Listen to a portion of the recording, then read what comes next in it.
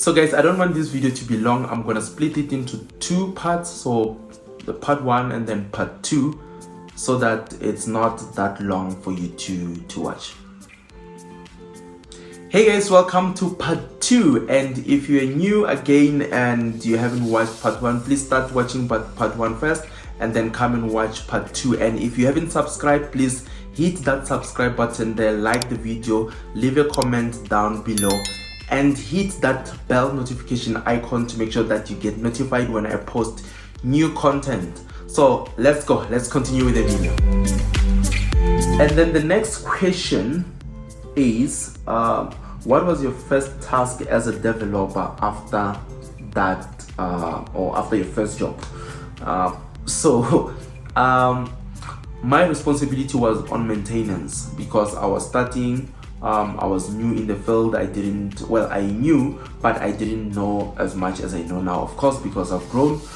But it was just more of being under mentorship of the senior developer of that specific company, and I did give him a shout out to say, you know what, he did help a lot in terms of grooming me, in terms of creating space for me to grow. And I think that is something that we need to do with the young ones or people who are new in the industry. Let's not, hold and just keep the skills that we have learned through the past couple of years, but allow ourselves to teach other people and share those skills and the knowledge with other people, because it will help them to grow and it will help make things easier for them. So there's a video where I mentioned previously to say that when I started my journey, I didn't know anyone who was a software developer then. I was the only person that I knew. I got to learn about other people as I was progressing throughout my career. So I was on maintenance, basically, assisting, improving the systems. If there's new features that needed to be added on the currently existing systems, I was the one who was implementing that and making sure that gets done. So that's how I kind of get to learn on how to get things done and just to grow within my career. And the next question is, do you think what you learned in varsity helped you to solve tasks in the industry?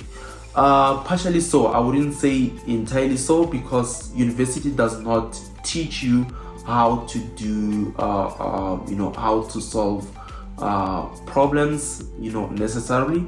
They just teach you in terms of how to approach those problems. So how to solve them, it's 100% reliant on you. So that's why each developer is different or is unique based on what and the kind of approach that they take in resolving that challenge. I said previously that I get paid to solve problems. That's my job. So that's what I do for living. I solve problems for living.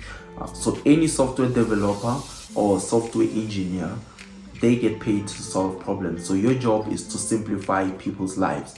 Your job is to help, bring things that did not exist into existence, or to conceptualize or to take things that are currently in the mind and put them in action, so that people can start utilizing such platforms or such systems. And yeah, I think I had to learn. I think I did also touch on this to say that you need to make sure that you work as hard as possible. As a learner or as a student, make sure that you don't just go about learning what your lecturer or your teacher teaches you in class and you say that's just about it. Put in extra effort of trying to teach yourself, trying to build systems, trying to think of a problem. Just do case studies around companies. Look at companies like Deloitte, look at companies like Momentum, Discovery, companies like Pick n Pay, or any other company that you can think of, and ask yourself, what is it that they currently struggling with? Or if you can't think to that far, think about your community where you come from. What is the issue that your community is currently facing?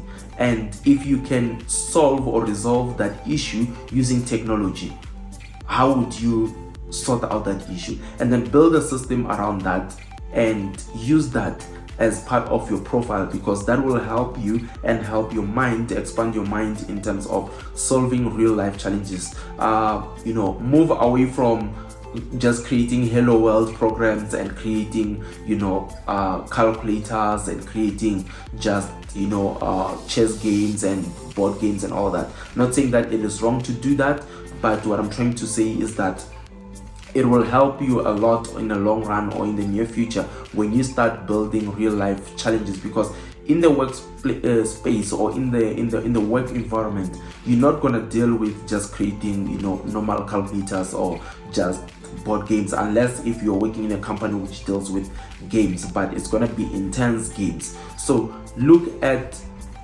things that maybe are already existing and say, how can you simplify it? There's no need to really reinvent the wheel if the solutions already exist there. Just take that solution that exists and then improve it. So look at social medias. For instance, you can clone Instagram and improve it. Add other features that does not exist on Instagram, because that will help your mind in terms of how to approach problems and how to resolve those. So that's what helped me in terms of progressing in my career, by solving problems that people face and have to deal with on a day-to-day basis.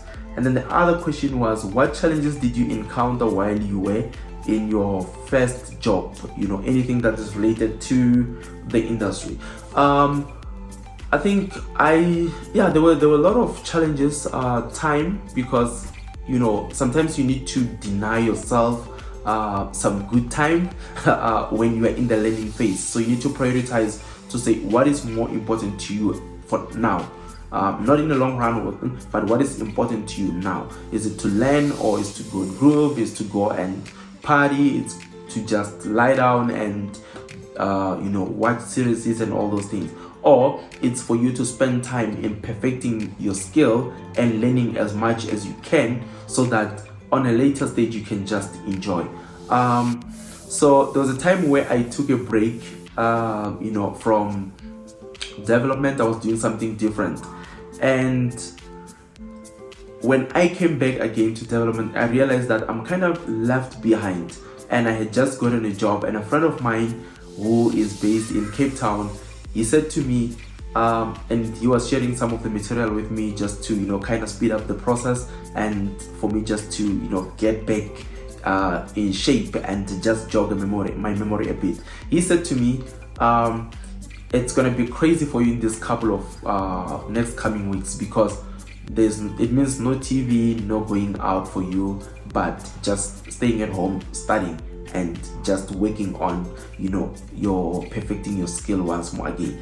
And I had to take his word. I had to sit down and deny myself a lot of things. I'm somebody who loves to travel, love to explore. I love coffee, by the way, so if you want to buy me coffee, maybe next time. Anyway, so I had to sit down and decide what is best for myself for now. And because I had challenges, like I said, so to say, do I deny myself the going out and partying and all that, but I don't party, I'm just saying party, which is going out, or I need to commit myself in studying and making sure that I get better at what I do.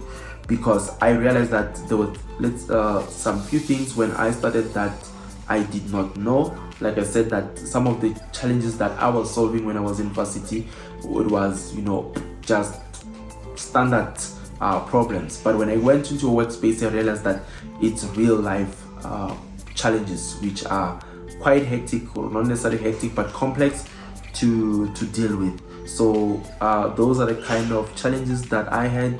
And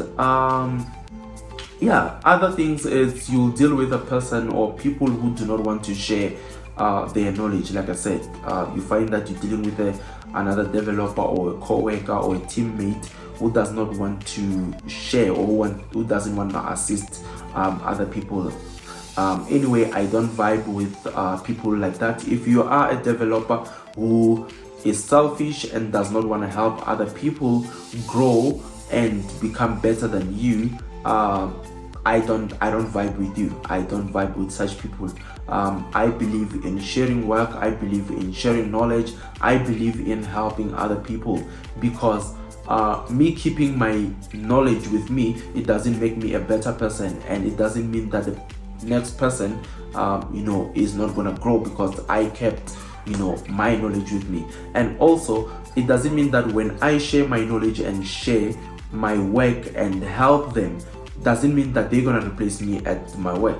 They're just gonna become better and become better, and it's also a challenge for me to become better at what I do. So if you are a software developer out there, just if you're selfish and you do not share, or you are one of those guys who doesn't like helping other people, change your ways. It's not a good thing to become selfish and not share with other people.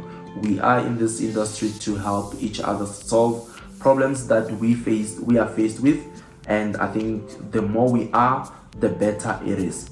What would you encourage us to do, to those who are on their final year? So this will go with what I've just said now, that just make sure that you build your profile.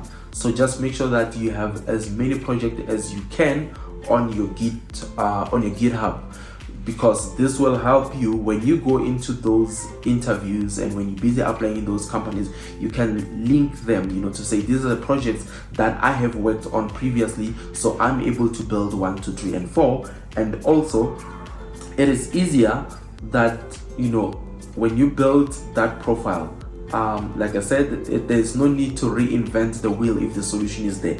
You might find that you're gonna need some part of the projects that you have worked on your future projects. So instead of you rewriting the whole code, you can go and take some of the code from the previous projects that you worked on previously. Or sometimes you want to jog your mind, you want to remind yourself, in terms of how to do certain things. You can just quickly go into the previous projects that you have worked on and pull up that kind of information. And a very interesting question. What is the minimum salary of the entry level? So this depends on company to company. Other companies pays well, other companies exploits people, other companies just doesn't have enough to pay you your market related salary. But on an average, let's say as an entry level, a minimum of 15,000 rand in South Africa, that would be for an entry level software developer on a minimum, like I said. But you get other companies where they will offer people about 6,500, 7,500 rands, 12,000 and all that. Like I said, there are companies that exploit other people, and there are companies that will pay other people what they deserve. That's just about it with regards to the salary. So I can't really say much, because it depends on the company that you are applying for, because of course the company in South Africa will not be the same as the company in overseas, and the company in Gauteng might not be the same as the company in Mpumalanga, Limpopo, KwaZulu-Natal, or Western Cape. So it depends on the area that you are in, it depends on the size of the company, the type of company, and the kind of software developer that you are. So that's basically what I wanted to take you guys through. I hope I did answer some of the questions. If there's any question that I did not answer as clear as possible, please just leave a comment down below and re-ask me, or ask me the question in a different way, or you can just ask me anything of what I did not touch today, or something that I've touched and you would like to get more insight around that, and I will gladly share with you